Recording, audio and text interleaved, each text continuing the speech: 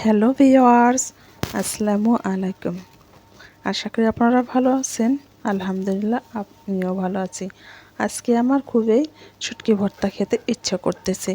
আপনারা আমার আগেরগুলোকে কিন্তু অবশ্যই দেখেছেন, আমি 2 রকমের শুটকি নিয়ে এসেছিলাম, কিছুটা বড় পরিমাণে এবং এটা হলো চিংড়ি মাছ, ছোট্ট ছোট্ট যে শুটকিগুলো থাকে সেগুলো।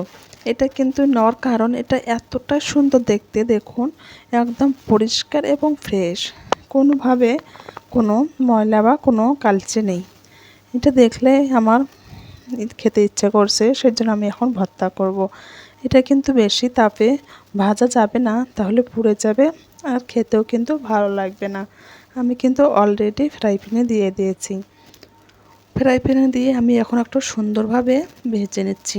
যখন দেখবেন এক পর্যায়ে ভেজে নেওয়া হয়ে গেছে, তখন এটা নামিয়ে নিতে হবে। এরপর কিন্তু আমি কিছুটা পরিমাণ রসুনও ভেজে নিয়েছি, সেটা ভিডিও শ্যুট করা হয়নি। এই ভর্তাটাতে কিন্তু একটু পেঁয়াজের পরিমাণটা অবশ্যই একটু বেশি দিবেন, তাহলে দেখবেন খেতে কিন্তু দারুণ হয়েছে। আমি সমস্ত কিছু নিয়ে নিয়েছি। এখন যে মাটির যে বাটনাগুলো থাকে সেগুলো নিয়েছি, আমি এখানেই ভর্তা করব। হ্যাঁ, আপনারা চাইলে এই ভর্তাগুলো কিন্তু শিলপাটা কিংবা ব্লেন্ডারও করতে পারেন, সেটা কিন্তু খেতে আরও দারুণ হবে। আর ব্লেন্ডারে কিন্তু একেবারেই মিহি মিহি হবে, দারুণ লাগবে। আর এখানে আমি কিন্তু পর্যাপ্ত পরিমাণে সরিষার তেলও দিয়েছি। দেখুন ভর্তাটা অনেকটাই সুন্দর হয়েছে না? খেতে মনে হচ্ছে ভালো, তাই না? অবশ্যই আমি যে খেয়ে বলছি অনেকটাই সুন্দর হয়েছে। দেখুন আমি আপনাদের সঙ্গে একটু খেয়ে দেখলাম। দেখুন কালারটাও কত সুন্দর এসেছে, দেখতে কিন্তু অনেক সুন্দর হয়েছে। আর এটা হলো পরের দিন সকালবেলা থেকে ব্লগটা শুরু করলাম। এখন আমি কিছুটা মাছ নিয়েছি এবং আলুটাও কুচি কুচি করে কেটে নিয়েছি। এটা আমি এখন ভাজি করে খাবো, সেজন্য আমি সমস্ত কিছু ফ্রাই প্যানে দিয়ে দিচ্ছি।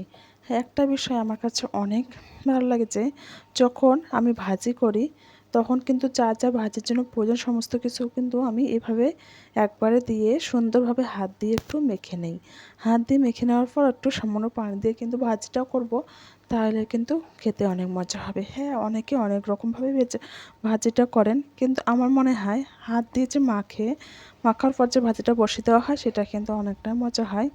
এদিকে দেখুন এখনও কিন্তু আমার পানিগুলো আছে।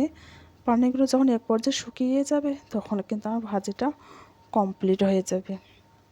আর এখন পর্যন্ত যারা যারা আমার এই ভিডিওটা দেখছেন, প্লিজ একটা লাইক করে দেবেন এবং চাইলে আপনারা কমেন্টও করতে পারেন।